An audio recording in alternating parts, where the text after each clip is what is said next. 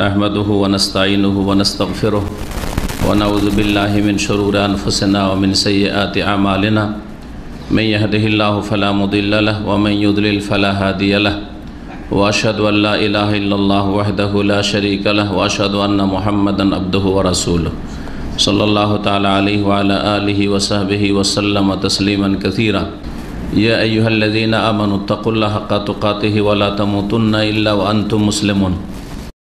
या अय्युहन्नासुत्तक़ू रब्बकुमुल्लज़ी ख़लक़कुम मिन नफ्सिन वाहिदा व ख़लक़ मिनहा ज़ौजहा व बस्स मिनहुमा रिजालन कसीरा व निसाअ वत्तक़ुल्लाहल्लज़ी तसाअलून बिही वल अर्हम इन्नल्लाह काना अलैकुम रक़ीबा। या अय्युहल्लज़ीना आमनुत्तक़ुल्लाह व क़ूलू क़ौलन सदीदा युस्लिह लकुम आमालकुम व यग़फ़िर लकुम ज़ुनूबकुम व मन युतिइल्लाह व रसूलहु फ़क़द फ़ाज़ फ़ौज़न अज़ीमा। अम्मा बाद फ़अऊज़ु बिल्लाहि मिनश शैतानिर रजीम। बिस्मिल्लाहिर रहमानिर रहीम। युसब्बितुल्लाहुल्लज़ीना आमनू बिल क़ौलिस साबिति फ़िल हयातिद दुनिया व फ़िल आखिरह व युदिल्लुल्लाहु ज़ालिमीन व यफ़अलुल्लाहु मा यशा। अल्लाह पाक रब्बुल आलमीনের প্রশংসা এবং নবী মুহাম্মদ রাসূলুল্লাহ সাল্লাল্লাহু আলাইহি সাল্লামের উপর সালাত এবং সালামের পরে আজকে 9 শাওয়াল 1437 হিজরি রমজানুল মুবারকের পরে আমরা এই প্রথম আলোচনা শুরু করেছি ইসলামিক সেন্টারে।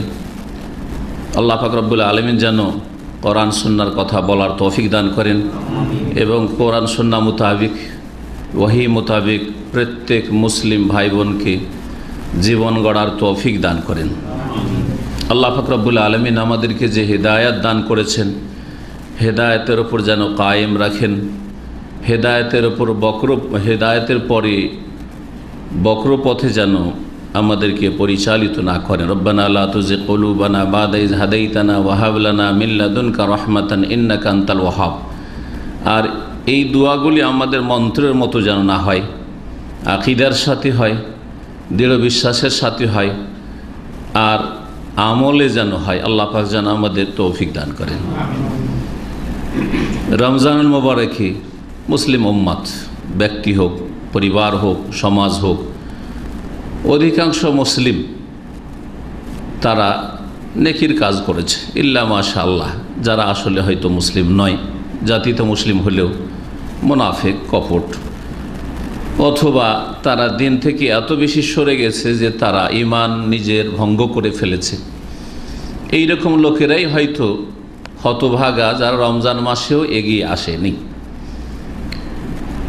রমজান মাসে আলহামদুলিল্লাহ অনেক এগিয়ে আসার পরেও দেখা যায় যে অধিকাংশ মানুষ যারা মাহে রমজানে আল্লাহ পাকের ইবাদত বন্দেগীতে এগিয়ে এসেছিল, ফরজ ওয়াজিবে এগিয়ে এসেছিল, সুন্নত মুস্তাহাবে এগিয়ে এসেছিল, হারাম নাজায়েজ থেকে বেঁচে থাকার ক্ষেত্রে অধিক সতর্ক ছিল, তাদের অধিকাংশকে দেখা যায় যে আবার উল্টো দিকে ফিরে যায়, আবার হারাম নাজায়েজের দিকে, পাপের জীবনের দিকে ফিরে যায়, ফরজ ওয়াজিবে ঘাটতি করা শুরু করে, আর সুন্নত মুস্তাহাব নফলের ক্ষেত্রে একেবারেই যেন তাদের মধ্যে এমন গাফিলতি চলে আসে যে সারা বছর মনে হয় তাদের ওই সব নফল মুস্তাহাব কাজ নেই। আবার এক দলকে দেখা যায় যে যারা সারা বছর হয়তো ফরজ ওয়াজিবে ঘাটতি করে না, বলা যেতে পারে মুসলিম সমাজের ওরা মোটামুটি ভালো মানুষ, হারাম কাবিরা তারা করে না, কাবিরায় লিপ্ত হয় না, বড় গুনাহে লিপ্ত হয় না, বেঁচে থাকে হারাম কাবিরা গুনাহ থেকে, অন্যায় থেকে, ফরজ ওয়াজিবের হেফাজত করে। রমজান মাসে তার সাথে সাথে অনেক সুন্নাত মুস্তাহাব নফল ইবাদত বন্দি করেছে। আমাদের মতো যেসব লোকেরা রয়েছে তাদের কথা বলছি, আমাদের মতো যারা এখানে হাজির হয়েছেন তাদের মতো লোকের কথা বলছি। তাদের সম্পর্কে আমাদের ভালো ধারণা যে ফরজ ওয়াজিবে সারা বছর ঘাটতি করেন না, জেনে শুনে কাবিরা গুনাহ করবেন এই রকম হয়তো না। তাদের অধিকাংশ এমন যারা সুন্নত মুস্তাহাব নফল কাজ অনেক বেশি রমজান মাসে করেছে, কিন্তু তারা অনেকেই মনে করে অথবা মনে না করলেও তাদের আমল কাজকর্ম প্রমাণ করে যে সুন্নত মুস্তাহাব নফলে অগ্রগামী হওয়া, মেহনতি পরিশ্রমী হওয়া রমজানের সাথে সীমিত। এটা একটা ত্রুটি। সুতরাং যারা ফরজ ওয়াজিবের হেফাজতকারী, হারাম নাজায়েজ থেকে বেঁচে থাকেন, রমজান মাসে অনেক সুন্নত মুস্তাহাব নফল কাজ করেছেন, তাদের জন্য আজকের আলোচনা যে আমাদের সুন্নত মুস্তাহাব নফল কাজগুলি, নফল ইবাদত বন্দেগী, সেগুলি শুধু রমজানের সাথে সীমিত নয়। আর এই আলোচনা ওই সব মুসলিম ভাই বোনদের জন্য যারা রমজান মাসেই ফরজ ওয়াজিবগুলি ঠিকভাবে আদায় করে আর বাকি 11 মাস ফরজ ওয়াজিবাতে ঘাটতি করে, হারাম নাজায়েজে লিপ্ত হয়। তারা মনে করে অথবা তাদের আমল কাজকর্ম প্রমাণ করে যে তারা 1 মাস আল্লাহর ইবাদত করবে আর 11 মাস শয়তানের গোলামি করবে, অথবা তারা মনে করে অথবা তাদের চালচলন প্রমাণ করে যে আল্লাহ মনে হয় শুধু রমজানের রব, রমজানের মালিক, আর 11 মাসের মালিক আর অন্য কেউ হয়তো। আল্লাহ পাক তাদের সম্পর্কে ভালো জানেন। তারা এইরকমই মনে করে অথবা এইরকম তাদের চালচলন মনে না করলেও আল্লাহ পাক রব্বুল আলামিন যেন সকলের সংশোধনের তৌফিক দান করেন। আলোচনা শুরু করব দু একটি আয়াত দিয়ে কোরআন কারীমের, আর তারপর রাসূলুল্লাহ সাল্লাল্লাহু আলাইহি ওয়াসাল্লামের হাদিস বর্ণনা করব। আল্লাহ পাকের ইবাদত বন্দেগী সারা জীবন। আল্লাহ পাক মানুষের হায়াত দান করেছেন তার ইবাদতের জন্য, আর মওতের পরের জগৎ হচ্ছে বদলা দেওয়ার জন্য। দুনিয়াতে কাজকর্মের আমলের সুযোগ আছে এবং আল্লাহ পাক আমল করতে বলেছেন, সেটি হচ্ছে ইবাদত, যেখানে বদলা নাও পেতে পারেন। দুনিয়া বদলার জগৎ নয়, বদলা নাও পেতে পারেন আপনি, আল্লাহর কাছ থেকেও নাও পেতে পারেন, মানুষের কাছ থেকেও কাজকর্ম করে, চাকরি করে, ডিউটি করে বদলা নাও পেতে পারেন, ভালো কাজ করে সুনাম নাও পেতে পারেন,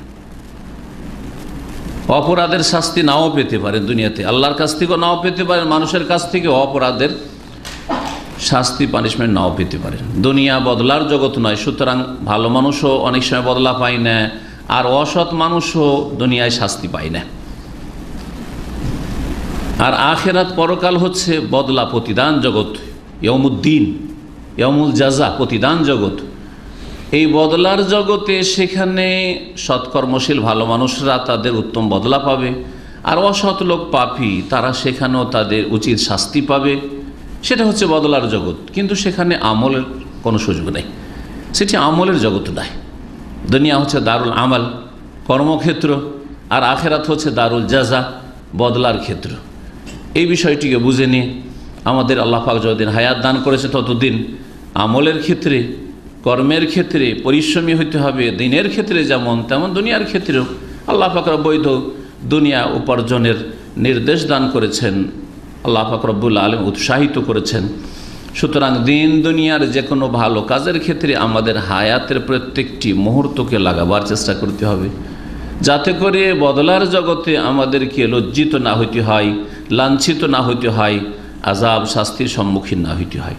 সূরা ইব্রাহিমের আয়াত নম্বর 27 দিয়ে আজকের আলোচনা শুরু করি। আল্লাহ পাক ইরশাদ করেছেন, ইউসাব্বিতুল্লাহ, ইউসাব্বিতুল্লাহ, আল্লাহ পাক রব্বুল আলামিন অটল রাখেন আল্লাযীনা আমানু, ওই সব লোকদেরকে যারা ঈমানদার মুমিন, মুমিনদেরকে আল্লাহ পাক রব্বুল আলামিন অটল রাখেন, দৃঢ় রাখেন, প্রতিষ্ঠিত রাখেন।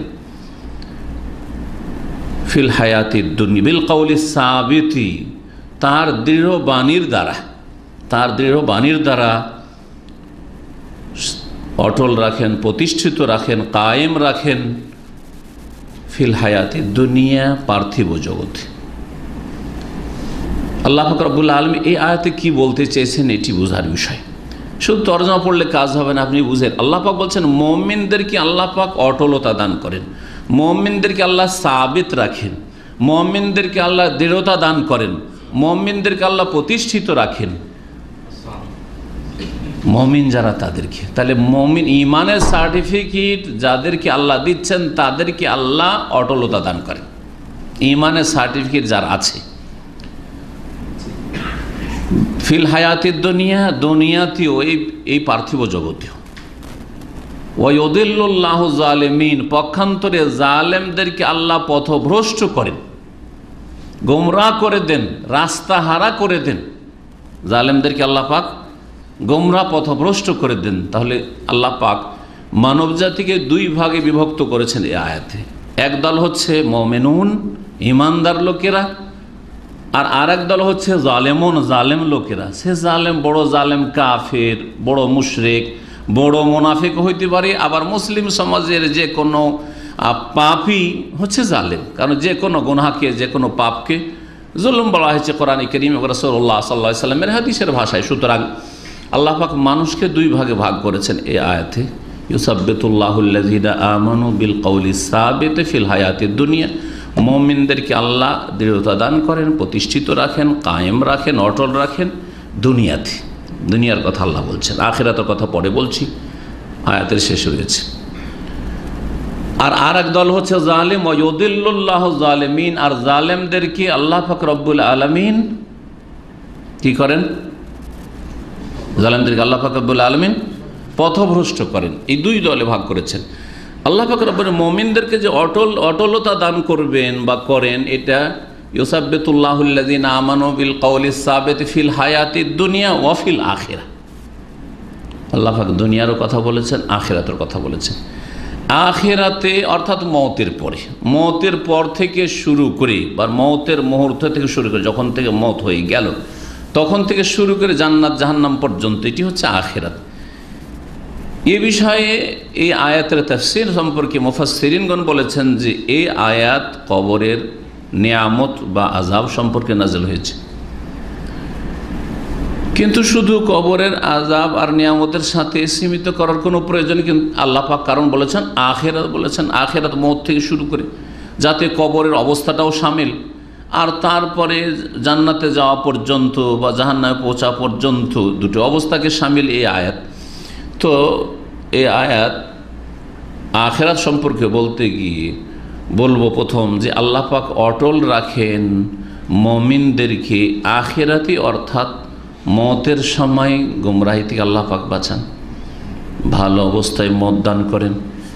আর তারপরে আল্লাহ পাক রব্বুল আলামিন কবরে যখন মুনকার নাকির জিজ্ঞাসা করে তখন তাদেরকে দৃঢ় প্রতিষ্ঠিত রাখেন, তারা দৃঢ়তার সাথে মুনকার নাকিরের প্রশ্নের উত্তর দিতে পারে। মান রব্বুকা জিজ্ঞেস করা হলে বলে রব্বি আল্লাহ, মা দীনুকা জিজ্ঞাসা করা হলে তোমার দিন কি জিজ্ঞাসা করে বলে দীনি আল ইসলাম। ওমান নবিয়ুকা বা মা হাযার রাজুল আল্লাযী বুইসা ফীকুম, ওই ব্যক্তি কে যাকে তোমাদের উদ্দেশ্যে প্রেরণ করা হয়েছিল, তোমাদের মাঝে প্রেরণ করা হয়েছিল। তখন মুমিনকে আল্লাহ পাক অটলতা দান করেন, দৃঢ়তার সাথে জবাব দেয় হুয়া রাসূলুল্লাহ সাল্লাল্লাহু আলাইহি ওয়াসাল্লাম। এটা হচ্ছে অফিল আখিরা, আখিরাত আল্লাহ যা দৃঢ়তা দান করেন মুমিনদেরকে, এর তাফসীর। কিন্তু দুনিয়াতে আল্লাহ পাক মুমিনদেরকে অটলতা দান করেন, এই বিষয়টি আজকে বুঝতে হবে। এখন আমার কথা যারা শুনছেন এবং শুনবেন রেকর্ডের পরে, তাদের সকলকে বলছি যে আপনারা এই দুই দলের এক দলে আছি, হয় আল্লাযীনা আমানু মুমিন, আর না হইলে জালিমিন। দুই দলের এক দলে যদি মুমিন হন তাহলে আল্লাহ পাক রব্বুল আলামিন নিশ্চয়তা দান করেছেন যে অটলতা দান করবেন, অর্থাৎ শুধু রমজান মাসের মৌসুমি ইবাদত বন্দেগীকারী হবেন না। যদি আপনার মধ্যে আল্লাহ অন্তরে ঈমান জানেন যে ঈমান আছে, আপনি সত্যি মুমিন, তাহলে আপনার ইবাদত বন্দেগীতে কি থাকবে? অটলতা থাকবে, সবুত, আল্লাহ ইউসাব্বিতু বলেছেন, স্থায়িত্ব থাকবে। মুমিন যাকে আল্লাহ জানবেন তাকে আল্লাহ পাক অটলতা দান করবেন ফিল হায়াতে দুনিয়া, পার্থিব জগতে দিনের ওপর অটলতা দান করবেন, দৃঢ়তা দান করবেন। আর যদি জানেন যে এরা হচ্ছে জালেম, আসলে এরা মুমিন নয়, এরা ফাসিক জালেম, এরা হচ্ছে আসলে ঈমান ভঙ্গকারী, এরা ধোঁকাবাজ, আসলে এরা আল্লাহকে ধোঁকা দিয়ে খাদেউন আল্লাহ আল্লাযীনা আমানু, এরা আল্লাহকে ধোঁকা দিতে চায়, লোকের দেখা দেখি গতানুগতিক এই রমজান মাসে সবাই ইবাদতবন্দি করে, তারাও করতে চায়, তাহলে তারা মুমিন নয়, তারা জালেমিন। তাদের সম্পর্কে আল্লাহ বলছেন ওয়ায়ুদিল্লুল্লাহু জালিমিনা, জালেমদেরকে আল্লাহ পাক পথভ্রষ্ট করে দিবেন। জালেমদেরকে রমজানের পরে ইবাদত বন্দেগীর তৌফিক দেবেন না, ফরজ সালাতের হেফাজতের তৌফিক আল্লাহ দেবেন না, নসিব করবেন না। হারাম কাবিরা থেকে বেঁচে থাকা তাদের নসিব করবেন না। রোজার দিনে ছোট ছোট কথা থেকে বেঁচে, আরে কানে খড়িও দেবো না, কি জানি কি হয় না হয়, হ্যাঁ, চোখে সুরমাও দেবো না, কি জানি রোজার কি হয় না হয়, নাকে ড্রপ দেবো না, আর কানেও ড্রপ দেবো না, চোখেও ড্রপ দেবো না, ইত্যাদি। তেল মাখা যাবে কি না, ইত্যাদি ইত্যাদি। এমন এমন জিভাতে একটু তরকারি দিয়ে বা ঝোল দিয়ে একটু স্বাদ চাখা যাবে কি না, বা মিষ্টি হইলো কি হইলো না, আমার মিষ্টি জাতীয় জিনিস সেটা করা যাবে কি যাবে না, এইটাও সব নিয়ে চিন্তা করতো। কিন্তু রমজান পরে বড় বড় হারামকে গিলে ফেলে, সুদকে গিলে ফেলে, ঘুষকে গিলে ফেলে, বড় বড় হারামকে গিলে ফেলে, হারাম কাজ করে। এরা হচ্ছে জালেমিন। আল্লাহ বলছেন যে এদেরকে স্থায়িত্ব দান করব না, এদেরকে সাবেত রাখবেন। একদলকে আল্লাহ সাবেত রাখবেন, স্থায়িত্ব দান করবে দিনের ওপর। আর ওয়ায়ুদিল্লাহু জালিমিন, জালেমদেরকে আল্লাহ পাক রব্বুল আলামিন গোমরাহ পথভ্রষ্ট করে দেবেন। ওয়ায়াফআলুল্লাহু মা ইয়াশা, আর আল্লাহ তার সৃষ্টি সম্পর্কে যা ইচ্ছা তাই করতে পারেন, তাকে জিজ্ঞাসা করার কারো অধিকার নেই। ওয়ায়াফআলুল্লাহু মা ইয়াশা। কিন্তু আল্লাহ পাক রব্বুল আলামিন কি জবরদস্তি, আমরা কি আমাদের অনুভূতিতে এইরকম কি অনুভব করছি যে আমাদেরকে ধাক্কা দিয়ে খারাপ দিকে আল্লাহ পাঠিয়ে দিয়েছেন, খারাপ মানুষকে, বা ধাক্কা দিয়ে আমাদেরকে মসজিদের মধ্যে ঢুকিয়ে দিয়েছেন? হ্যাঁ, জবরদস্তি নামাজিদেরকে আল্লাহ নামাজ পড়াচ্ছেন, আর জবরদস্তি বেনামাজিকে মসজিদ থেকে ধাক্কা দিয়ে বের করে দিয়েছেন যে রমজান পর আসবি না তুই। এরকমটা করেছেন কি? এইরকম কিছু টের পাচ্ছি আমরা না। তাহলে বোঝা গেল যে আল্লাহ পাক অন্তর্যামী, আলিমুন বিজাতি সুদূর। আল্লাহ অন্তর জানছেন যে কি অন্তর নিয়ে রমজান মাসে ইবাদত বান্দেগী করছে। যেই অন্তর নিয়ে ইবাদত করছে সেই অন্তর অনুপাতে আল্লাহ পাক তার অবস্থা নির্ধারিত করছেন। ইউসাব্বিতুল্লাহুল্লাযীনা আমানু বিল কওলিস সাবিতি ফিল হায়াতিদ দুনিয়া ওয়া ফিল আখিরাহ। মুমিনদেরকে আল্লাহ পাক অটলতা দান করেন তার দৃঢ় বাণী দ্বারা। দৃঢ় বাণীর তাফসীর করতে গিয়ে লা ইলাহা ইল্লাল্লাহ কেউ কেউ বলেছেন কওলুস সাবিত, কেউ কেউ বলেছেন যে ওই যে মুনকার নাকিরের প্রশ্নের উত্তর রব্বি আল্লাহ দ্বীনুল ইসলাম। এই কথাগুলি আল্লাহ পাক ফিল হায়াতিদের দুনিয়াতেও আল্লাহ পাক এই কথাগুলির অটলতা দান করেন। শুধু রমজান মাসে আমার রব আল্লাহ তার জন্য ইবাদত করতে হবে, 5 ওয়াক্ত নামাজ পড়তে হবে, এমনটা নয়। সব সময় প্রতিষ্ঠিত থাকে এই দিনের উপর। আর জালেম যারা, তাদেরকে আল্লাহ পাক পথভ্রষ্ট করেন, তাদের অন্তরে জুলুম ভরা আছে যে কখন রমজান শেষ হবে তো আমার নামাজও শেষ হবে, কখন রমজান শেষ হবে তাহলে ফিরিয়ে আমি হারাম দেখতে পারবো, হারাম করতে পারবো, হারাম বলতে পারবো, হারাম শুনতে পারবো। এইরকম যাদের অন্তরে আছে তারা হচ্ছে জালেম। আল্লাহ বলছেন ওয়ায়ুদিল্লুল্লাহু যালিমিন ওয়া ইয়াফআলুল্লাহু মা ইয়াশা। আল্লাহ পাক যা ইচ্ছা তা করে থাকেন। আর একটি আয়াত শোনাই, সূরা হিজর আয়াত নম্বর 99। আল্লাহ পাক রব্বুল ইবাদতের সময়সীমা নির্ধারণ করেছেন। মানুষ যখন মুকাল্লাফ হয়, মুকাল্লাফ মানে শরীয়তের দায়িত্ব তার উপর যখন থেকে আল্লাহর পক্ষ থেকে ফরজ হয়ে যায়, সেটা হচ্ছে সাবালক সাবালিকা হওয়া। সাবালক সাবালিকা হওয়ার যেসব লক্ষণ রয়েছে তখন থেকে শুরু করে মত আসা পর্যন্ত এ হচ্ছে ইবাদতের সময়। আল্লাহ পাক বলছেন ওয়াবুদ রব্বাকা হাত্তা ইয়াতিয়াকাল ইয়াকিন। হে নবী মুহাম্মদ সাল্লাল্লাহু আলাইহি ওয়াসাল্লাম, তুমিও তোমার রবের ইবাদত করো। যদি নবী করিম সাল্লাল্লাহু আলাইহি ওয়াসাল্লামকে সরাসরি সম্বোধন বলি, আর না হলে কোরআনে কারীম সম্বোধন বলি, এমনভাবে রয়েছে যে প্রত্যক্ষভাবে নবী করিম সাল্লাল্লাহু আলাইহি ওয়াসাল্লামকে সম্বোধন করা হয়েছে, কারণ তার উপর ওহী করা হয়েছে। আর পরোক্ষভাবে সকল মুসলিমকে, এক এক মুমিনকে, এক এক মানুষকে সম্বোধন করা হয়েছে। বরং কোরআনে কারীমের সম্বোধন অমুসলিম কাফেরের জন্য। সুতরাং প্রত্যেক মানুষকে যেহেতু ইবাদতের জন্য সৃষ্টি করা হয়েছে, ওয়াবুদ রব্বাকা, হে মানুষ তোমার রবের ইবাদত করো তুমি, হাত্তা ইয়াতিয়াকাল ইয়াকিন, মওত আসা পর্যন্ত, মওত আসা পর্যন্ত। তো ইবাদত যতক্ষণ পর্যন্ত মওত আসেনি, যতক্ষণ হুঁশ আছে ততক্ষণ পর্যন্ত ইবাদত আল্লাহ পাক ফরজ করেছেন। ফরজগুলি ফরজ, হারামগুলি হারাম, আর যেগুলি সুন্নত মুস্তাহাব সেগুলি সুন্নত মুস্তাহাব, যেগুলি অপছন্দনীয় সেগুলি অপছন্দনীয়। এই আদেশ নিষেধগুলি আল্লাহ পাক রব্বুল আলামিনের মেনে চলা কতদিন পর্যন্ত? রমজানের শেষ পর্যন্ত? হ্যাঁ, যখন বালা মুসিবত আসবে, বিপদ আপদ আসবে তখন না, হাত্তা ইয়াতিয়াকাল ইয়াকিন, মওত আসা পর্যন্ত। আর একটি আয়াত সূরা মুহাম্মাদের শোনায়, সূরা মুহাম্মাদের আয়াত নম্বর 33 আল্লাহ পাক ইরশাদ করেছেন, ইয়া আইয়ুহাল্লাযীনা আমানু আতিউল্লাহ ওয়া আতিউর রাসূল ওয়া লা তুবতিলু আমালাকুম। হে মুমিনরা, আতিউল্লাহ, আল্লাহকে মানো তোমরা, ওয়া আতিউর রাসূল, এবং রাসূলকে মানো, ওয়া লা তুবতিলু আমালাকুম, এবং তোমাদের আমলগুলিকে বিনষ্ট করে দিও না, আমলগুলিকে ধ্বংস করে দিও না। এই আয়াতটি নিয়ে একটু চিন্তা করে দেখেন, এই সময়টাই যে আমরা আল্লাহকে মানলাম রমজান মাসে, রাসূল সাল্লাল্লাহু আলাইহি সাল্লামকে মানলাম এই রমজান মাসে, মানলাম না? মানলাম না? আল্লাহর মানাটা শুধু রমজান পর্যন্ত সীমিত না, সারা বছর মানতে হবে।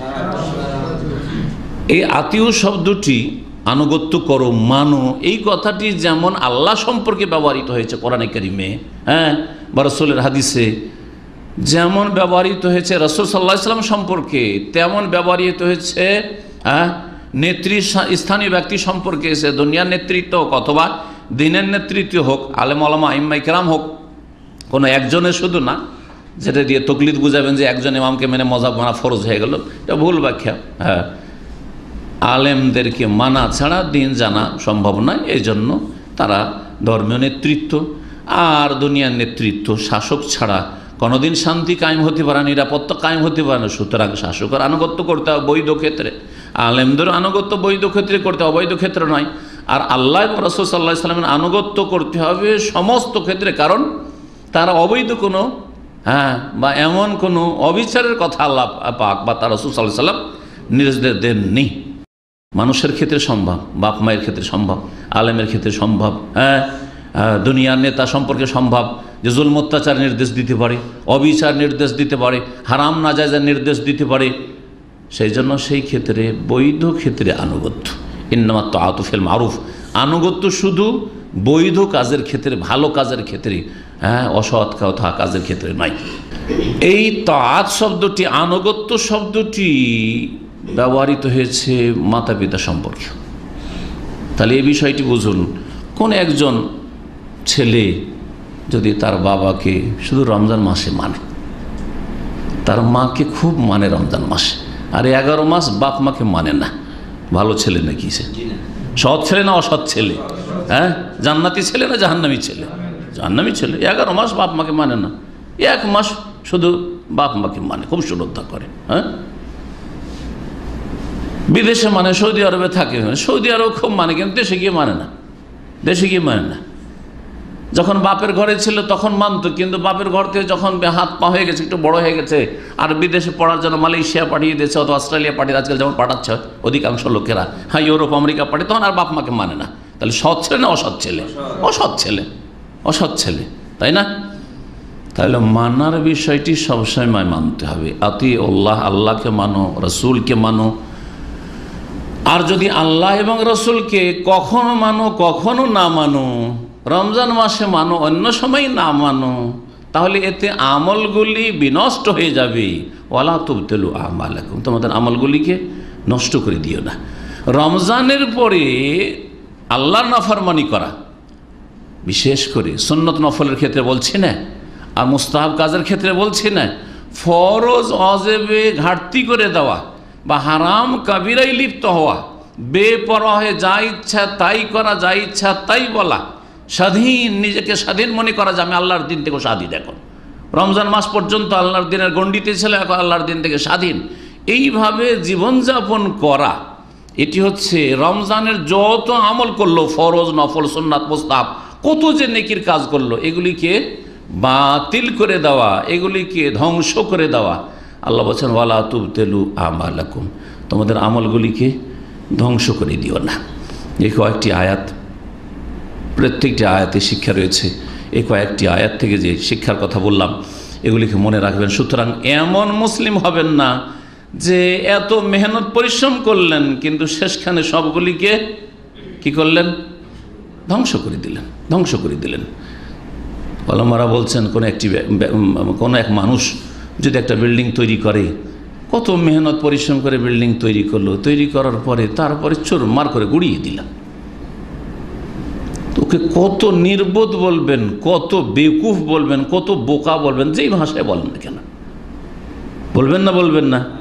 রমজান মাসে কত নেকির ঘর নির্মাণ করলো, জান্নাতের ঘরকে সুসজ্জিত করলো, জান্নাতে যাওয়ার জন্য প্রস্তুতি নিল, কত সুন্দর করে সাজালো, আর যেমনই রমজান মাস শেষ একেবারে গড়িয়ে দিল সব কিছু। যে ব্যক্তি ফরজ অজেবে ঘাটতি করলো, হারাম নাজাজে লিপ্ত হলো, এই অবস্থা কি নয়? অবশ্যই। এবাদত বন্দেগী দুই রকম, এক হচ্ছে ফারাইজ ফরজ অজেবাত, আর আরেক হচ্ছে সুন্নত মুস্তাহাব কাজগুলি। ফরজ অজেবের ক্ষেত্রে যারা ঘাটতি করে দিল, মনে করলে যে রমজান মাসে ইবাদতবন্দি করলাম, যথেষ্ট করে জান্নাতে যাওয়ার কাজ করে ফেলেছি, আর 11 মাস 5 ওয়াক্ত ফরজ নামাজে ঘাটতি করলো, আর এতে আসল ঘাটতি। অন্য মাসেও যদি আল্লাহ রোজা ফরজ করবো, রোজাতে মনে হয় ঘাটতি করতো না। আজকাল মুসলিমদের এত অজ্ঞতা যে রোজাও যদি আর কোনো মাসে 2-4টা ফরজ থাকতো তো রোজাতে ঘাটতি করতো না, আবার রাখতো। আসল ঘাটতি, আসল ত্রুটি হচ্ছে নামাজে, আসল ত্রুটি হচ্ছে নামাজে, সলাতে। এই যে রমজান মাসের পরে এই রকমের ঘাটতি করে দেওয়া, উল্টো দিকে ফিরে যাওয়া, এটা নিজের এত যে তৈরি করলো সুন্দর করে, জান্নাতের ঘরকে সাজালো, এসবকে ধ্বংস করে দেওয়া। আল্লাহ পাক রব্বুল আলামিন যারা দ্বীনের উপর অটল থাকে তাদের প্রশংসা করেছেন। এই মর্মেও বেশ কিছু আয়াত রয়েছে কোরআনে কারিমে। এই মর্মে যে আয়াতগুলি রয়েছে, দুটো আয়াত শুনে আল্লাহ পাক সূরা আহকাফের আয়াত নম্বর 13-তে ইরশাদ করেছেন, ইন্নাল্লাযীনা ক্বালু রাব্বুনাল্লাহু সুম্মা ইসতাকামু ফালা খাউফুন আলাইহিম ওয়ালা হুম ইয়াহজানুন। নিশ্চয়ই যারা বলল যে রব্বুনাল্লাহ, আমাদের প্রতিপালক আল্লাহ, আমাদের রব আল্লাহ, রব্বুনাল্লাহ বললো মানে আল্লাহর প্রতি ঈমান নিয়ে আসুন। আল্লাহ পাক রব্বুর যে কথাগুলি বিশ্বাস করার কথা বলেছেন, বিশ্বাস করলো, অর্থাৎ মুমিন। একজন ব্যক্তিকে মুমিন বলা আর সেই ব্যক্তি সম্পর্কে বলা যে সে আল্লাহকে রব মানে, একই কথা। যেই ব্যক্তি আল্লাহকে রব মানে সেই ব্যক্তি অবশ্যই আল্লাহ পাক যা বিশ্বাস করতে বলেছেন তা বিশ্বাস করে। তাহলে যেই ব্যক্তি আল্লাহকে রব বলে স্বীকার করলো মানে মুমিন ব্যক্তি। ঈমানের সাথে যদি সুম্মাস্তাকামু, অটলতা অবলম্বন করে, দেহ প্রতিষ্ঠিত থাকে দিনের ওপর, দিনের ওপর যদি কায়েম হয়ে যায়, সুম্মাস্তাকাম, অতঃপর যদি দিনের ওপর কায়েম থাকে, অবিচল থাকে এই দিনের ওপর, ফালা খাউফুন আলাইহিম, তাহলে তাদের কোনো ভয়ও নেই, ওয়ালা হুম ইয়াহজানুন, আর তারা চিন্তিত হবে না, তাদের কোনো ভয়ও নেই, তারা চিন্তিত হবে না। এই দুটো পুরস্কারের কথা আল্লাহ পাক বলেছেন। দুটো কাজ, ঈমান, রব্বুনাল্লাহ, আল্লাহর প্রতি ঈমান ঠিক করুন। ঈমানে যেন শিরকের সংমিশ্রণ না থাকে, ঈমানে যেন ঈমান ভঙ্গকারী বিষয় না থাকে, কুফরি না থাকে, ঈমানে যেন নেফাক কপটতা না থাকে। আলহামদুলিল্লাহ, বড় মুনাফিকি মুক্ত, কুফরি মুক্ত, আপনি শিরক মুক্ত, তারপরে দিনের ওপর অটল হয়ে যান, এই দুটো কাজ করেন, আল্লাহ পাক দুটো পুরস্কারের কথা বলছেন। ফালা খাউফুন আলাইহিম, কোনো ভয় নেই, ওয়ালা হুম ইয়াহজানুন, ভয় সামনের দিয়ে যেতে ভয় লাগে। খৌফ ভয় এবং হুজুন দুশ্চিন্তা, দুশ্চিন্তা আর ভয়, এই দুটো জিনিস। সামনের দিকে যেদিকে যাচ্ছেন সেদিকে যেতে যদি রাস্তাঘাট না জানা থাকে বা অবস্থা না জানা থাকে, যে জানি না সেখানে কি হবে না হবে, তাহলে ভয় লাগে, ভয় লাগে।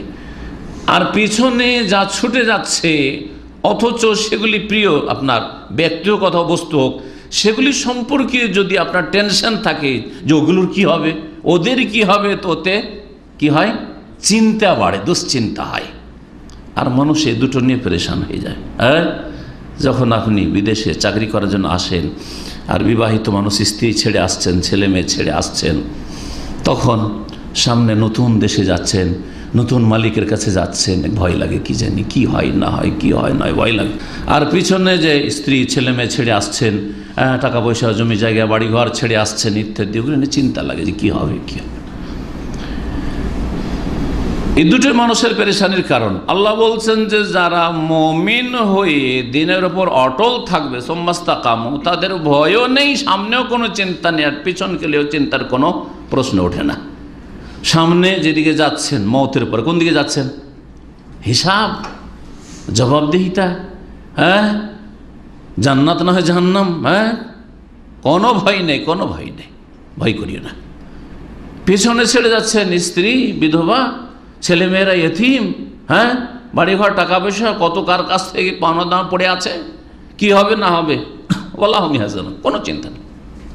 চিন্তা করিয়েন না আপনার নাবালক ছেলে মেয়েদের জন্য, চিন্তা করিয়েন না আপনি আপনার স্ত্রীর জন্য, চিন্তা করিয়েন না আপনার ধন সম্পদের জন্য, চিন্তা করিয়েন না যেসব কিছু ছেড়ে যাচ্ছেন তার জন্য, আল্লাহু ইয়াহজানুন, কোনো চিন্তা নেই। আল্লাহ পাক রব্বুল আলামিন বলছেন এই দুটো পুরস্কার একেবারে এইভাবে আল্লাহ বলেছেন কার সম্পর্কে? আল্লাহর ওলিদের সম্পর্কে। তাহলে বোঝা গেল যে আল্লাহর ওলি হওয়া সহজ, এই দুটো কাজ করলে আল্লাহর ওলি হয়ে যায়। কি? হ্যাঁ, ঈমান শিরক মুক্ত করেন, কুফরি মুক্ত করেন, আর তার দিনের উপর অটলতা অবলম্বন করেন, দিনের উপর অটল হয়ে যান, অবিচল হয়ে যান, পদস্খলন ঘটবে না। হ্যাঁ, দিনের যে রাজপথ রয়েছে সে রাজপথ থেকে ডানে বামে কোথাও নেমে যাবেন না, শয়তানকে সুযোগ দেবেন না, আপনি আল্লাহর ওলি। আল্লাহ সূরা ইউনূসে কি বলেছেন? আলা ইন্না আউলিয়া আল্লাহি লা খাউফুন আলাইহিম ওয়ালা হুম ইয়াহজানুন। আল্লাহর যারা ওলি তাদের কোনো ভয়ও নেই, ওয়ালা হুম ইয়াহজানুন, তারা চিন্তিত হবে না, তারা চিন্তিত হবে না। একই কথা, আল্লাহর ওলি হইতে পারলে লা খাউফুন আলাইহিম, কোনো ভয়ও নেই, ওয়ালা হুম ইয়াহজানুন, কোনো চিন্তাও নেই।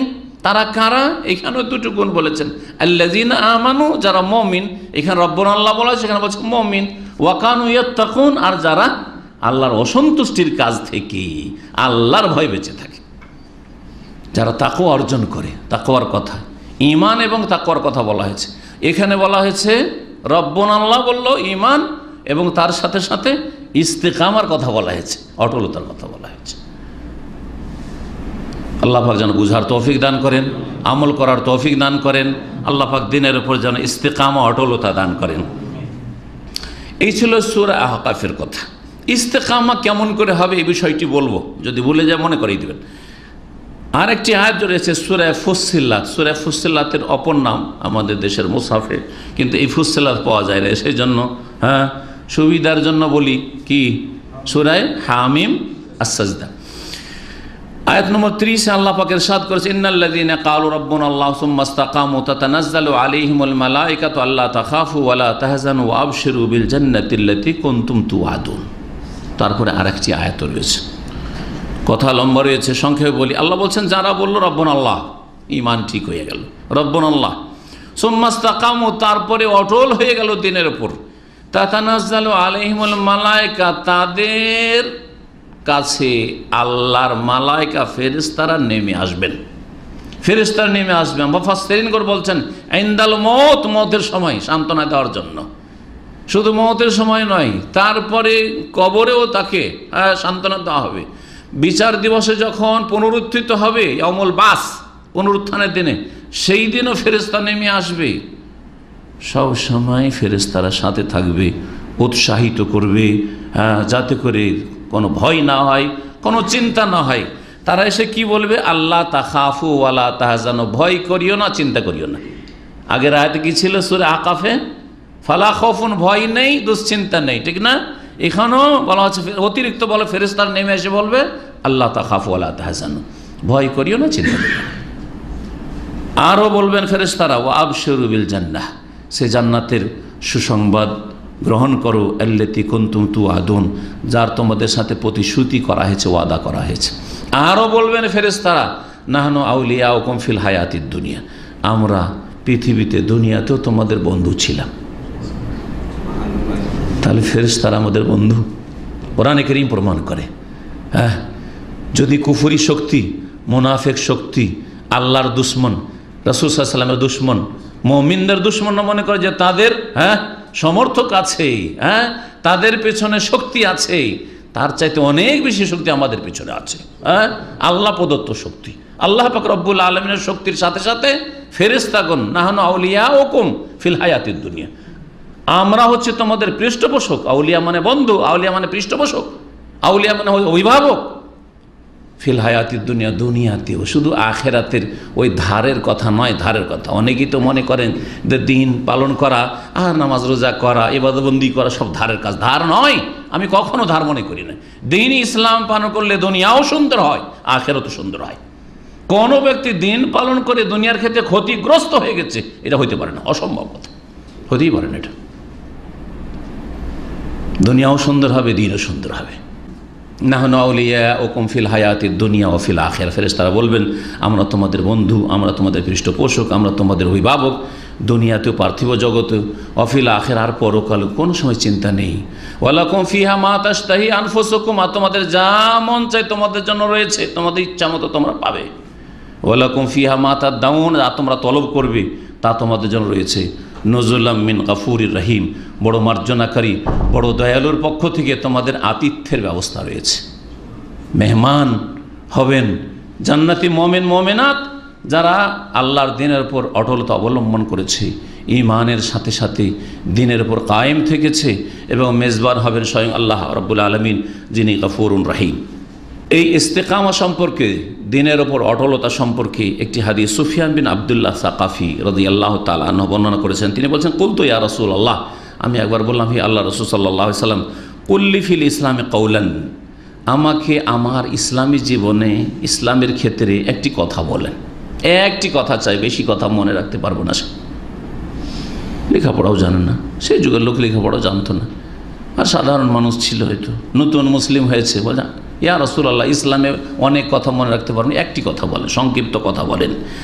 লা আসালু আনহু আহাদান বাদাক, আপনার পরে যেন আর কাউকে এই সম্পর্কে, ইসলাম সম্পর্কে আর জিজ্ঞাসা না করা লাগে, এমন একটি সংক্ষিপ্ত ব্যাপক কথা বলেন। আপনি ব্যাপক অর্থপূর্ণ কথা বলেন। কোন কোন রিওয়ায়াতে রয়েছে বাদাক আছে গায়রাকা, আপনার ছাড়া আর কাউকে ইসলাম সম্পর্কে যেন জিজ্ঞাসা করার কোনো প্রয়োজনই না হয়। লা আসালু আনহু আহাদান গায়রাকা, আপনার ছাড়া আর কাউকে যেন জিজ্ঞাসা করার কোনো প্রয়োজন না হয়।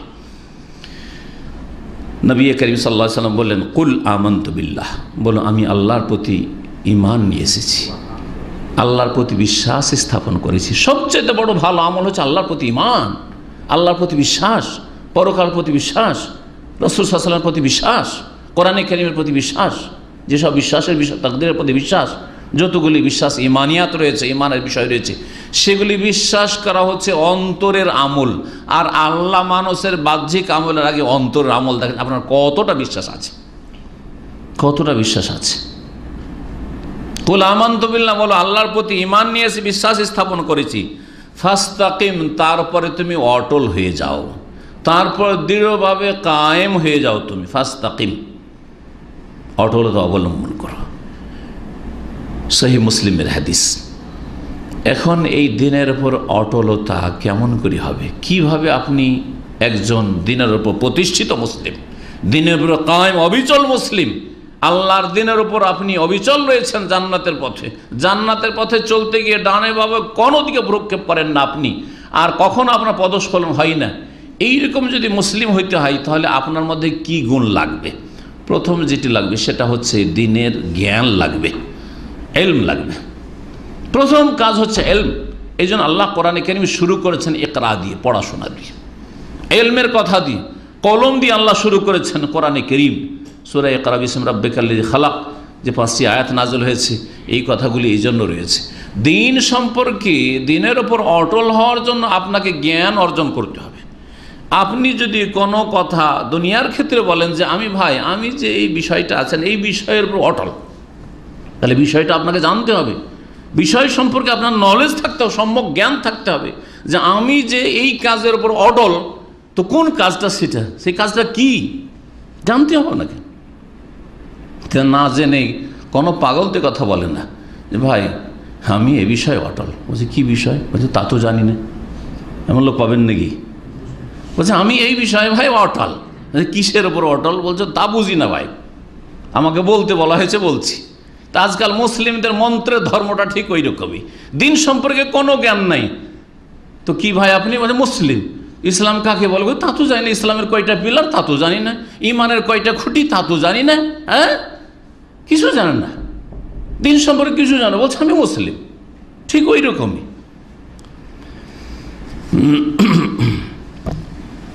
সময় শেষের দিকে, সুতরাং বলি এখন প্রথম যেই কাজটি করতে হবে সেটা হচ্ছে দিন সম্পর্কে জ্ঞান অর্জন করতে। কতটা?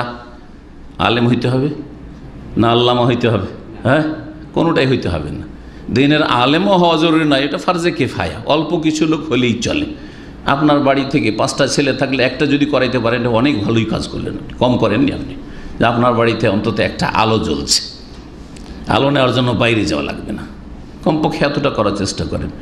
হ্যাঁ, আলেমও হইতে হবে না, আল্লামা হইতে হবে না, আর বক্তাও হইতে হবে না। হ্যাঁ, আপনাকে এতটা জানতে হবে যতটা জানা আপনার আল্লাহর এবাদতের জন্য আবশ্যক। আল্লাহর এবাদত যেগুলি ইতিবাচক করবেন, তো কেমন করে করবেন? প্রত্যেকটি এবাদতের ক্ষেত্রে এই এবাদতটি করব, কেমন করে করব আপনাকে জানতে হবে। নেতিবাচক ক্ষেত্রে যেগুলি আল্লাহ হারাম নাজায়েজ করেছেন, আপনাকে জানতে হবে যে একজন মুসলিমের জন্য এই এই বিষয়গুলি, এই বস্তুগুলি হারাম জানতে হবে, হারাম জানতে হবে, হালাল জানতে হবে, ফরজ অজেব জানতে হবে, বৈধ অবৈধ জানতে হবে। আপনাকে এতটা জানতে হবে। যেমন একজন মুসলিম ঈমান সম্পর্কে জানতে হবে, ইসলাম সম্পর্কে জানতে হবে। একজন মুসলিমকে 5 ওয়াক্ত সালাত সম্পর্কে জানতে হবে। 5 ওয়াক্ত সালাত সম্পর্কে এই নয় যে 5 ওয়াক্ত সালাত ফরজ, এটা প্রত্যেক মুসলিম যে বেনামাজি সেও জানে, অমুসলিমও জানে যে 5 ওয়াক্ত নামাজ মুসলিমরা পড়ে। 5 ওয়াক্ত সালাত শুরু হয় কোত্থেকে, শেষ হয় কোথায় গিয়ে, আর শুরু থেকে শেষ পর্যন্ত কোনখানে কি পড়া লাগে, কোনখানে কি করা লাগে, এই সবগুলি জানতে হবে। মুসলিম অমুসলিম একামে চলে এসছে রমজান মাসে, এই রমজানে আমার কাছে সার্টিফিকেট নেওয়ার জন্য এসছে, আর তাও একবার একটা সোর্স বেঁধে নিয়ে এসছে আরবিয়ানকে আমার কাছে, যে তাহলে আরবিয়ান নিয়ে গেলে মনে হয় সার্টিফিকেট পাওয়া সহজ। আমি জিজ্ঞেস করলাম, ঠিক আছে আপনি যা মুসলিম, তো এর প্রমাণ কি? তো আমাদের তো প্রমাণ নিতে হবে। প্রমাণ হচ্ছে যে আপনি সূরা ফাতিহা পড়বেন, প্রমাণ হচ্ছে যে রুকু সিজদার দোয়া পড়বেন, আপনি সুবহান রাব্বিয়াল আযীম, সুবহান রাব্বিয়াল আলিম যা পড়তে হয়, হ্যাঁ যা পড়তে হয় পড়বেন, কমপক্ষে ছোটোগুলি সুবহান রাব্বিয়াল আযীম, সুবহান রাব্বিয়াল আলা, আত্তাহিয়াত পড়বেন। হ্যাঁ, আর সালাত আলা নবী আল্লাহুম্মা সাল্লি আলা মুহাম্মদ পড়বেন। সুন্নত মুস্তাহাবটি জিজ্ঞেস, দোয়াই মাসফুরা, হ্যাঁ সুন্নত মুস্তাহাব যেগুলি, এমনকি হ্যাঁ যেটাকে আমাদের দেশের করে সানা বলে, তাও জিজ্ঞাসা করবো না, দরকার নাই। কমপক্ষে ফরজগুলি শুনিয়ে দেন, এই 4-5টা জিনিস শুনিয়ে দেন। আল্লাহর কসম করে বলছি, শোনাতে বলবো না। রুকু সিজদাটা একটু চেষ্টা করলো, সূরা ফাতিহা একটু চেষ্টা করলো, হাফ হাফ, আত্তাহিয়াত মোটেই জানে না। হ্যাঁ, আর ওই আরবিয়ান বলছে আমার সাথে একই সাথে কাজ করে, 5 বছর ধরে নামাজ পড়ে, কিন্তু ওমরা যেতে পারেনি কারণ অমুসলিম একামা। 5 বছর ধরে নামাজ পড়ে। আমি ওকে জিজ্ঞেস করো, তোমার সামনে আমি জিজ্ঞেস করলাম, বলতে কী পড়ে তো নামাজ পড়ো? বলছি যে এরকম করি, আল্লাহ আল্লাহ করি, আল্লাহ আল্লাহ করি, নামাজ পড়ি। আউযু বিল্লাহ।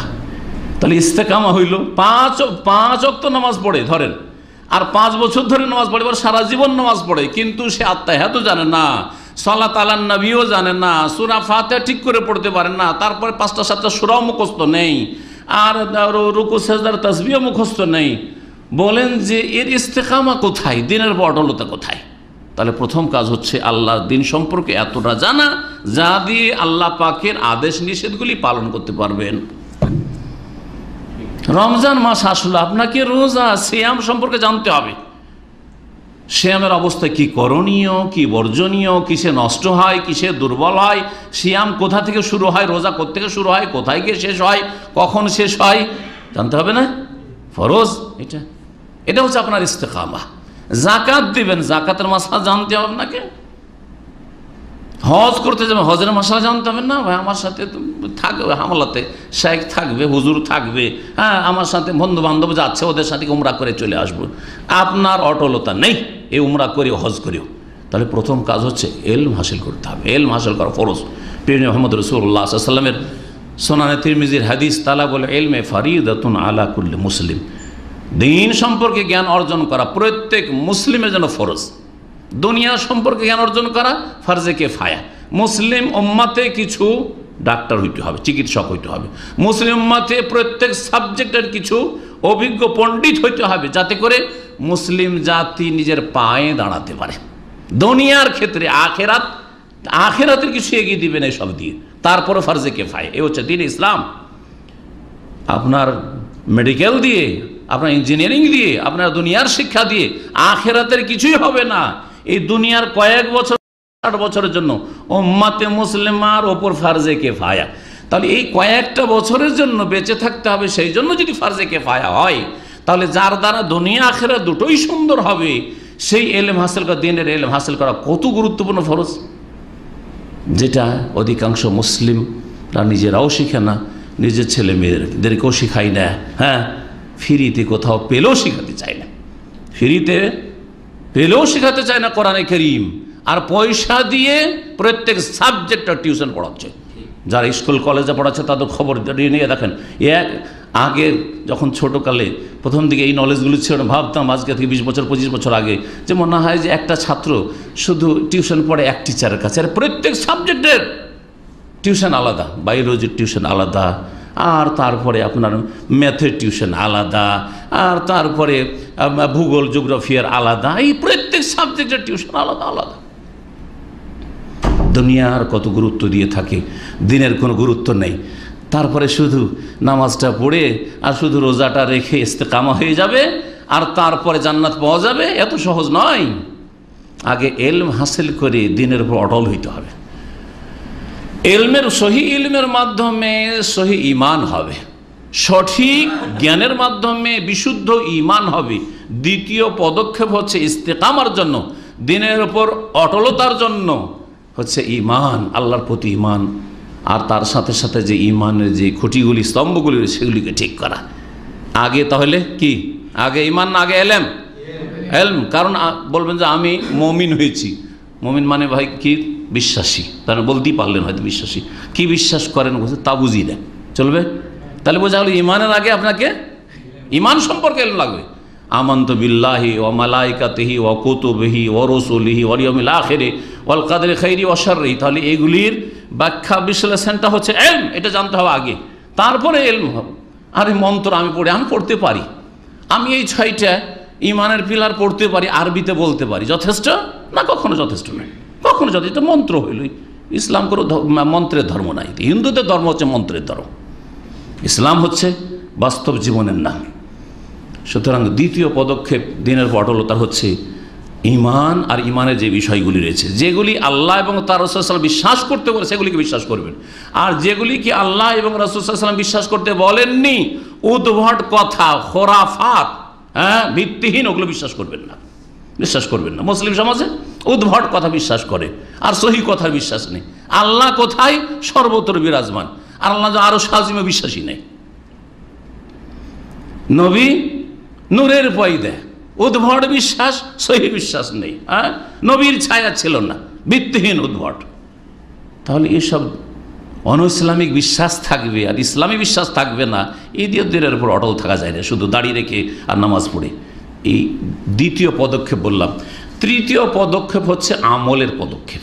তৃতীয় পদক্ষেপ হচ্ছে এলেম, ঈমান, আর তারপরে আমল। তারপরে আমল, আর আমল কথার আমল, কাজের আমল, অঙ্গ প্রত্যঙ্গের আমল, ধন সম্পদের ক্ষেত্রে আমল, যতগুলি আমল রয়েছে তখন আমল করে দিনের উপর অটলতা অবলম্বন করতে হবে। এই আলোচনার সাথে সাথে আরেকটি দিক রয়েছে, সেটা বলি, যদিও সময় শেষ হয়ে গেছে, খুব সংক্ষেপে বলছি। সেটা হচ্ছে যে এতক্ষণ তো আলোচনা করলাম ফরজ ওয়াজিবগুলির হেফাজতের কথা, হারাম নাজায়েজ থেকে বেঁচে থাকার কথা। এই অটলতা, এটা হচ্ছে সর্বনিম্ন অটলতা, সর্বনিম্ন দিনের ওপর অবিচল থাকা। কিন্তু তার সাথে সাথে আমাদের ভাইদেরকে, বোনদেরকে বলবো, যারা আলহামদুলিল্লাহ ফরজ ওয়াজিবের হেফাজত করেন সারা বছর, হারাম কাবিরা থেকে সারা বছরই বেঁচে থাকেন, আর রমজান মাসে অনেক ইবাদতবন্দি করলেন, আপনাদের নফল, সুন্নত, মুস্তাহাব ইবাদতবন্দিগুলি, তাহাজ্জুদ, তারাবি, তাহাজ্জুদ তারাবি একই জিনিস রমজান মাসে মনে রাখবেন। তাহাজ্জুদ, তারাবি, অথবা কোরআনে কারীমের তেলাওয়াত, সাদকা, খায়রাত, আর এতেকাফ, ওমরা ইত্যাদি, এগুলি শুধু, আর জাকাত দেওয়া, দান খায়রাত করা, আর এইরকম বহু ভালো কাজ রয়েছে, অনেক ভালো কাজই আলহামদুলিল্লাহ আল্লাহ পাক করার তৌফিক দান করেছেন। আপনাদেরকে বলেন আলহামদুলিল্লাহ, যাদেরকে আল্লাহ তৌফিক দান করেছেন বলেন আলহামদুলিল্লাহ। আর যারা বঞ্চিত থেকেছেন এখন পর্যন্ত, আক্ষেপ করুন, আর অতীতের আক্ষেপ করে লাভ না, সংশোধন করুন, ফিরে আসুন, এখনও সময়ের মূল্য দিন। বলছিলাম যে যারা নিজেকে ক্ষতিগ্রস্ত করেছেন এখন পর্যন্ত, ফালায়ালু মান্না ইল্লা নাফসা, নিজেকে তিরস্কার করেন, নিজেকে ধিক্কার দেন, নিজেই ক্ষতিগ্রস্ত, নিজেকে ক্ষতি করেছেন, নিজেকে ধ্বংসে লিপ্ত করেছেন। তওবার রাস্তা এখনও খোলা আছে, আলহামদুলিল্লাহ হায়াত আছে, তওবার রাস্তা খোলা আছে। বলছিলাম সুন্নত মুস্তাহাব কাজের ক্ষেত্রে নবী করিম সাল্লাল্লাহু আলাইহি ওয়াসাল্লামের আচরণটা কেমন ছিল। তিনি আমাদের জন্য উত্তম আদর্শ। লাকাদ কানা লাকুম ফি রাসূলিল্লাহি উসওয়াতুন হাসানাহ। রাসূলুল্লাহ সাল্লাল্লাহু আলাইহি ওয়াসাল্লামের মধ্যে তোমাদের জন্য কি রয়েছে? উত্তম আদর্শ। তার কোরআনের তেলাওয়াত শুধু রমজানই খতম ছিল নাকি? হ্যাঁ, তার শুধু তিনি তারাবি পড়তেন নাকি? না যেমন কোয়ালিটি তারাবি পড়তেন তেমনই সারা বছর তাহাজ্জুদ পড়তেন? হ্যাঁ, তিনি সলাতুল জোহা শুধু রমজান মাসে পড়তেন নাকি? বলেন। হ্যাঁ, তিনি দান খেরাত শুধু রমজান মাসে করতেন নাকি? আর সারা বছর ধরে এমন করে কোরআনকে রেখে দিয়েছে যে 11 মাসে কোরআনের উপর ধুলো ময়লা পড়ে একবারে ময়লাতে ভর্তি হয়ে গেছে। এইরকম অধিকাংশ মুসলিমদের বাড়ির অবস্থা। সারা বছর ধরে সেলফি উঠিয়ে কোরআনে কারীম রেখে দিয়েছে, আবার রমজান কখন আসলে কোরআন পড়বে। এইরকম যেন আমাদের বদভ্যাস না হয়, বদভ্যাস না হয়। এই ক্ষেত্রে মনে রাখবেন, যদিও মুসলিম তারা, হ্যাঁ, ইসলাম ভঙ্গের কাজ করেনি, কাবিরা গুনাহ করেনি ওই রকমের, কিন্তু এত হতভাগা যে তাদের সম্পর্কে সালাফগণের উক্তি রয়েছে। আর ইমাম আহমদ সম্পর্কে বর্ণিত হয়েছে যে আহমদ রহমতুল্লাহ নাকি বলেছেন, তার সামনে আলোচনা করা হলো কিছু লোক সম্পর্কে যা রমজান মাসে খুব ইবাদতবন্দি করে কিন্তু অন্য মাসে আর ওই রকমের ইবাদতবন্দি করে, মানে সুন্নত নফল মুস্তাহাব কাজগুলি করে না। তাদের সম্পর্কে তিনি বলেছেন, বেসাল কওম আল্লাযীনা লা ইয়ারিফুন আল্লাহ ইল্লা ফি রমাদান। জঘন্য জাতি, হ্যাঁ, নিকৃষ্ট জাতি ওই জাতি যারা রমজান ছাড়া আর আল্লাহকে অন্য সময় চেনে না, শুধু রমজান আল্লাহকে চেনে। যে আল্লাহ রমজানের রব, সেই আল্লাহ শাওয়াল মাসের রব, সারা বছর রব। সুতরাং একই অবস্থা আপনার ইবাদতবন্দি হবে। রমজান মাসে আপনি পহিলা কাতারে গিয়ে প্রথম কাতারে গিয়ে নামাজ পড়তেন, রমজান মাসে আপনার জামাত ছুটতো না, তাকবীর তাহরিমে ছুটতো না, আর রমজানের পরে নামাজের সময় ঘুমিয়ে থাকবেন, এটা কি চরিত্র হইল? জামাত ছাড়বেন, কোন চরিত্র হইল? ঈমান ভঙ্গ না করলে অবশ্যই জামাতে নামাজ পড়া ফরজ। কতগুলি কাজ আছে ঈমান ভঙ্গ, যারা রমজানের পরে বেনামাজি হয়ে যাচ্ছে তারা কাফের হয়ে গেল, তারা কুফরি, বড় কুফরি করলো, ঈমান নষ্টই করে দিল। সুতরাং তাদের অতীতের আমল ধ্বংস হয়ে গেল। যারা শিরকে লিপ্ত হইলে ওই রকমই অবস্থা, যারা বেনামাজি হয়ে গেল রমজান পরে।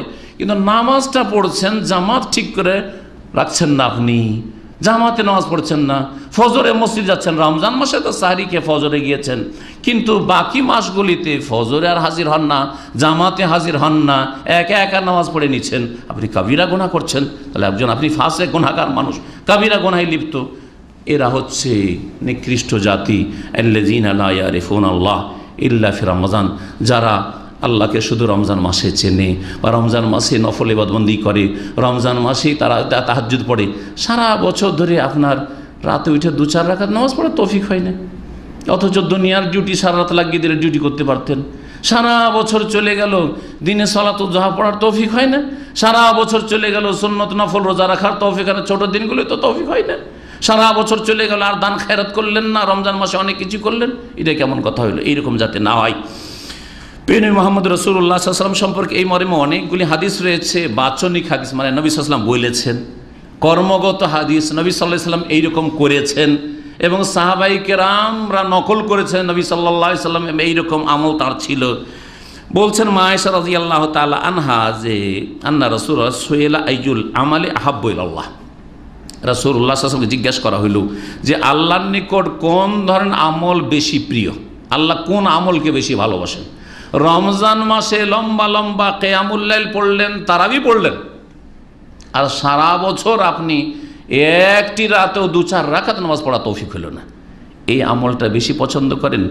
রমজান মাসে অত লম্বা করেননি কিন্তু মোটামুটি পড়েছেন হয়তো, হ্যাঁ, আর সারা বছরে মাঝে মাঝে ডেলি না পড়লে মাঝে মাঝে রাতে উঠে আল্লাহর সাথে একটু সম্পর্ক করেন, আপনি আল্লাহর সাথে নির্জনে একটু সময় নেওয়ার সুযোগ নেন, আল্লাহর সাথে আপনি অ্যাপয়েন্টমেন্ট নেওয়ার সুযোগ নেন। বলেন দুনিয়ার সম্পর্কের ক্ষেত্রে বলি, আপনার আমার সাথে যে সম্পর্কটা আছে, এই সম্পর্ক যদি রমজান মাসে প্রতিদিন দেখা হইতো ইফতার ক্যাম্পে, আমাদের কিছু ভাইয়েরা আছে যারা ইফতার ক্যাম্পে আসে প্রতিদিন, একবার আসরের সাথে সাথে 3 ঘন্টা করে সময় দিয়েছে, 3 ঘন্টা 4 ঘন্টা ধরে রমজান মাসে সময় দিয়েছে, আর 11 মাস মোটেই দেখা করলো না, আবার আগামী রমজানে গিয়ে দেখা। তাদের সাথে আমার সম্পর্ক কেমন? আর যারা রমজান মাসে মাঝে মধ্যেই যেতে পেরেছে হয়তো, অথবা ওই আধা ঘন্টা 1 ঘন্টা যে 40 মিনিট আলোচনা সেই সময়টাই সুযোগ দিয়েছে, আর প্রতি সপ্তাহে 1-2টা আলোচনা আসে, কার সাথে আমার সম্পর্ক বেশি? কার সাথে আমার সম্পর্ক বেশি বলেন? বলেন আপনার উদাহরণ দিয়ে বলেন, যদি বুঝতে না পারেন তো আপনাকে কেমন লাগে? আপনার সাথে একটা লোক শুধু টেলিফোন যোগাযোগ রাখে, হ্যাঁ, বিশেষ একটা সিজনে, রমজানের সিজনে, হজের খাতিরে, হ্যাঁ, দিনে 17 বার করে টেলিফোন করেছে, আর 11 মাস কোনো টেলিফোন যোগাযোগ নেই, তার সাথে কেমন সম্পর্ক? আর একটা লোক রমজানও 5 বার টেলিফোন করেছে, আর প্রতিদিন 5 বার করে টেলিফোন করে, তার সাথে কেমন সম্পর্ক বলেন দেখি? হ্যাঁ, ওই রকমই 5 ওয়াক্ত নামাজের সম্পর্ক, ইবাদত বন্দেগীর সম্পর্ক, সারা বছর ধরে একই নিয়মে যার আল্লাহ পাক রব্বুল আলামিনের সাথে আছে, সে আল্লাহর সবচেয়ে প্রিয় বান্দা। প্রিয় মুহাম্মদ রাসূলুল্লাহ সাল্লাল্লাহু আলাইহি সাল্লামকে জিজ্ঞাসা করা হয়, আইয়ুল আমালি আহাব্বু ইলাল্লাহ, কোন আমল আল্লাহর কাছে বেশি প্রিয়? বলেন আদওয়ামুহু ওয়াইন কাল্লাহ, স্থায়ী আমল আল্লাহর কাছে সবচেয়ে বেশি প্রিয়, যদিও সেটা স্বল্প হোক না কেন। ওয়াইন কাল্লাহ, যদিও সেটা কম হয় না কেন, কম আমল হোক, কম মানে ফরজে কম নয়, সুন্নত নফলে কম। খতম রমজান মাসে 5 খতম, আর সারা বছর 1 খতম না, একটা উদাহরণ নেন কোরআনের। আর রমজান মাসে 2 খতম, অন্য মাসে 1 খতম বা আধ খতম, কিন্তু প্রতি মাসে চলছে আপনার, কোনটা বলো? আদওয়ামুহু, স্থায়ীভাবে যে আমলটা চলছে, কোরআনের সাথে সম্পর্ক আছেই। কোরআনের তাফসীর প্রতিদিন আপনি কিছু না কিছু একটু করে পড়তেই আছেন, কিছু না কিছু একটু তাফসীর শুনছেন বা পড়ছেন আপনি, এটা সবচেয়ে বেশি প্রিয় আমল প্রত্যেক আমলের ক্ষেত্রে। নবী করিম সাল্লাল্লাহু আলাইহি সাল্লাম থেকে মা আয়েশা রাদিয়াল্লাহু তাআলা আনহার আরও বর্ণনা রয়েছে, যখন তাকে জিজ্ঞাসা করেন কোনো একজন তাবী, কাইফা কানা আমালুন নবী সাল্লাল্লাহু আলাইহি ওয়াসাল্লাম, হাল ইয়াখুসু শাইয়্যান মিনাল আইয়াম, নবী সাল্লাল্লাহু আলাইহি ওয়াসাল্লাম আমল কেমন ছিল, তিনি কি কোনো বিশেষ দিনে ইবাদত করতেন, সারাদিন ইবাদত করছেন, সারা রাত ইবাদত করছেন, এরকম করতেন? লা, বলেন না, কানা আমালুহু দিমাতান, নবী সাল্লাল্লাহু আলাইহি ওয়াসাল্লাম আমল ছিল স্থায়ী আমল, যখন যেটা আমল করতেন কন্টিনিউ করে যেতেন, স্থায়ী আমল হইত। এই হচ্ছে নবী করিম সাল্লাল্লাহু আলাইহি ওয়াসাল্লাম সম্পর্কে মা আয়েশা রাদিয়াল্লাহু তাআলা আনহার বর্ণনা। আরও নবী করিম সাল্লাল্লাহু আলাইহি ওয়াসাল্লাম থেকে তিনি বর্ণনা করেছেন, আরেকটি বাচনিক হাদিস শোনায় এই মর্মে। একবার আয়েশা রাদিয়াল্লাহু তাআলা বলছেন যে, দাখালা আলাইয়া রাসূলুল্লাহ সাল্লাল্লাহু আলাইহি ওয়াসাল্লাম ওয়া ইনদি ইমরাহ, একবার রাসূলুল্লাহ সাল্লাল্লাহু আলাইহি ওয়াসাল্লাম আমার বাড়িতে প্রবেশ করলেন, সেই সময় এক মহিলা আমার বাড়িতে বসেছিল। ফাকালা মান হাযিহি, নবী সাল্লাল্লাহু আলাইহি ওয়াসাল্লাম বললেন যে এই মহিলা কে? ফাকুলতু ইমরাআতুন, আমি বললাম এমন এক মহিলা, লা তানামু তুসাল্লি, ঘুমায় না, লা তানামু তুসাল্লি, ঘুমায় না কোনো দিন, সারা রাত নফল পড়ে, সারা রাত তাহাজ্জুদ পড়ে। কালা, তখন নবী সাল্লাল্লাহু আলাইহি ওয়াসাল্লাম বললেন, আলাইকুম মিনাল আমালে মা তুতিকুন, দেখো তোমরা এমন নফল মুস্তাহাব আমলগুলি করো যেটা তোমাদের পক্ষে সম্ভবপর, যেটাকে কন্টিনিউ চালিয়ে যেতে পারবে, এরকম আমল করো। এমন আমল করি না কয়েকদিন তো খুব করলাম, আর তারপরে এমন ছাড়লাম যে আর মোটেই কিছু করতে পারছি না, এমনটা না হয়। আলাইকুম মিনাল আমালে মা তুতিকুন, শোনো। তারপরে বলছেন, ফাওয়াল্লাহি, আল্লাহর কসম করে বলছি, লা ইয়ামাল্লুল্লাহ, আল্লাহ বিরক্ত হবেন না, আল্লাহ ক্লান্ত হবেন না, হাত্তা তামাল্লু, যতক্ষণ পর্যন্ত তোমরা ক্লান্ত না হও, তোমরা বিরক্ত না হও, আল্লাহ বিরক্ত হবেন না। নেক আমল করে যাচ্ছ, আল্লাহ নেকি দিতে বিরক্ত হবেন, হ্যাঁ, বা আল্লাহ ক্লান্ত হয়ে যাবেন? না, যতক্ষণ তোমরা ক্লান্ত হবে, আগে তোমরা বিরক্ত হয়ে যাবে। সুতরাং সবসময় যে আমলটাকে চালিয়ে যেতে পারবে নিয়মিতভাবে নফল সুন্নতের ক্ষেত্রে, ওই আমলগুলি করি। ওয়াকানা আহাব্বাদ্দিন ইলাইহি মা দাওয়ামা আলাইহি সাহিবহু, আর আল্লাহ পাক রব্বুল আলামিনের নিকট সবচেয়ে প্রিয় দিন, এখানে আমলকে, ইমানকে দিন বলা হয়েছে। সবচেয়ে প্রিয় মমিন আর প্রিয় মমিনের দিন হচ্ছে কি, মা দাওয়ামা আলাইহি সাহিবাহু, যেই লোক স্থায়ীভাবে সে আমল করতে পারে, যেই লোক স্থায়ীভাবে আমল করতে পারে, তার দিনটা আল্লাহর কাছে সবচেয়ে বেশি, তার ইমান ইসলামটা আল্লাহ পাকের কাছে সবচেয়ে বেশি প্রিয়। এই ছিল সহিহ মুসলিমের এবং সহিহ বুখারীর কয়েকটি হাদিস। আল্লাহ পাক রব্বুল আলামিন যেন আমাদেরকে নেক আমলে তৌফিক দান করেন, দিনের উপর অটলতা দান করেন। এখানে একটি বিশেষ হাদিস রয়েছে যেটা এখানে ছেড়ে দেওয়া উচিত হবে না, সহিহ মুসলিমের হাদিস 1984 নম্বর, সেটা হচ্ছে শাওয়াল মাসের 6 রোজা সম্পর্কে। আবু আইয়ুব আনসারী রাদিয়াল্লাহু তাআলা আনহু থেকে এই হাদিস বর্ণিত রয়েছে। আন্না রাসূলুল্লাহ সাল্লাল্লাহু আলাইহি ওয়াসাল্লাম ক্বাল, রাসূলুল্লাহ বলেছেন, মান সামা রমাদান সুম্মা আতবাহু সিত্তাম মিন শাওয়াল, যে ব্যক্তি রমজান মাসের সিয়াম পালন করলো, রোজা রাখলো, তারপরে 6 শাওয়ালের রোজা রাখলো, শাওয়াল মাসের 6টি রোজা রাখলো, শাওয়াল মাসের 1 তারিখ ঈদের দিনটা বাদ দিয়ে, ঈদের দিন রোজা রাখা জায়েজ নয়, হারাম। সেই দিনটি বাদ দিয়ে বাকি সওয়ালের যে কোনো দিনে একটানাই হোক অথবা গ্যাপ দিয়ে দিয়ে হোক, সপ্তাহে একটা দুটো করে রেখেই হোক, গোটা সওয়াল মাসের মধ্যে 6টি সিয়াম রোজা যদি পালন করে কানা কাসিয়ামি দার, তাহলে তার জন্য সারা জীবনের মানে গোটা বছরের রোজা রাখার সওয়াব হবে। কীভাবে গোটা বছরের রোজার সওয়াব হবে?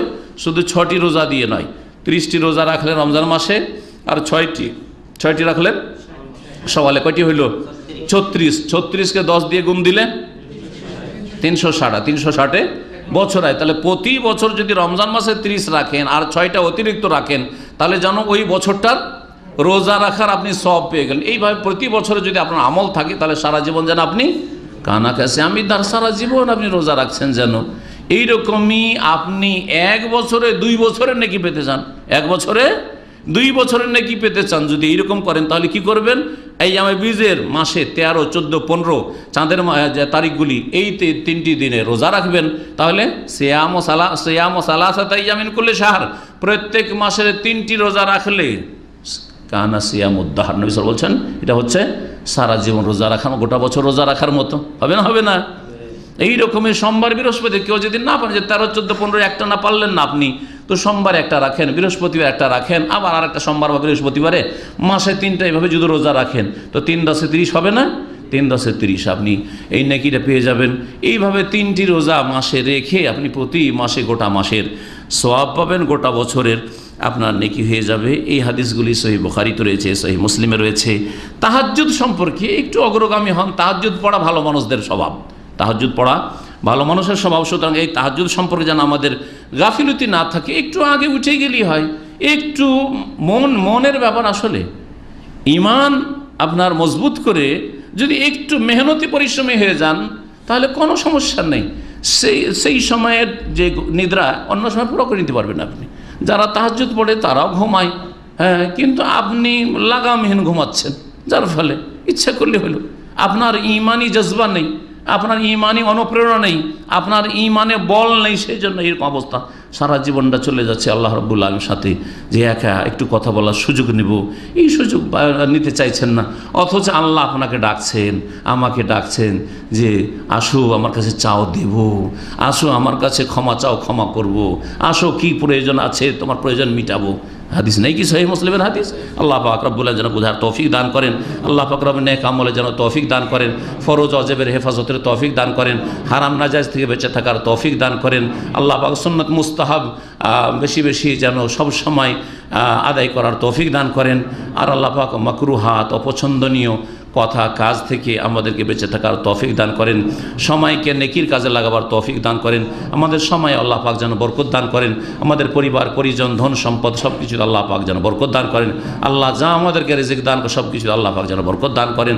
সমস্ত রকমের শার থেকে, অনিষ্ট থেকে, বালা মুসিবত থেকে আমাদের পরিবার পরিজন ছেলে মেয়ে সকলকে যেন হেফাজত করেন। প্রত্যেক মুসলিম মুমিন মুমিনাতের হেফাজত করেন। দিনের দায়ী যারা দিনের খাদিম আল্লাহ পাক তাদের যেন হেফাজত করেন। সমস্ত রকমের শার থেকে, দুশমন থেকে আল্লাহ পাক তাদের যেন হেফাজত করেন। আল্লাহ পাক রব্বুল আলামিন যেন দিনের কাজ তার, সুতরাং সেই দিনের হেফাজত যেন সুন্দরভাবে তিনি করেন এবং সেই দিনের খাদেম হিসাবে আমাদের সকলকে যেন গ্রহণ করেন। ওয়া সাল্লাল্লাহু আলা নবিয়িনা মুহাম্মদ ওয়া আলা আলিহি ওয়া